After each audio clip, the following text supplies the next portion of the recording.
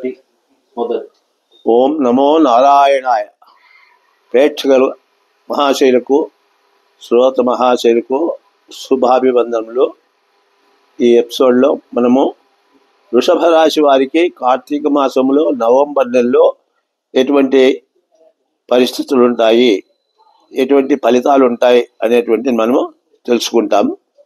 ఈ మాసంలో ఈ రాశి వాళ్ళకు, వృషభ రాశి వాళ్ళకు శుభాశుభ ఫలితములు రెండు కూడా మిశ్రంగా ఉంటున్నాయి. ఈ రాశి వారికి ఈ 11 నుండి గురుబలం కొంతవరకు తగ్గుతుంది. కావున పనులలో నిదానంగా, జాప్యంగా జరిగేటువంటి పరిస్థితులు కలుగుతాయి. జరిగినా కూడా నిదానమైనా కూడా పనులేమో నెరవేర్చుకుంటారు. సమస్యలు ఎదుర్కొంటారు. కుటుంబ సమస్యలు ఎదురవుతాయి. ఆ తరువాత వ్యవహారములు కూడా కలిగేటువంటి అవకాశాలు ఉంటాయి. ఆరోగ్యంలో జాగ్రత్తగా ఉండడం ముఖ్యం. ఉద్యోగస్తులకు అధికారులతో మంచిగా ఉండడం మంచిది. ఉద్యోగస్తులంతా అధికారుల పక్ష కొంచెం మంచిగా ఉండడం మంచిది.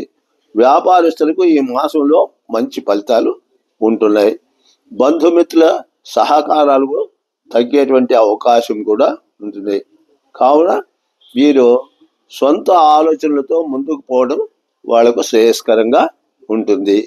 ఈ రాశి వారికి ముఖ్యంగా సూర్యారాధన, అశ్వత్థ చెట్టుకు ప్రదక్షిణ చేయుట, ఆదివారాలు గోధుమలు దానం చేయుట, దత్తాత్రేయ స్వామిని శుక్రవారంలో దర్శించుట ఎంతో మంచిది. ఓం స్వస్తి.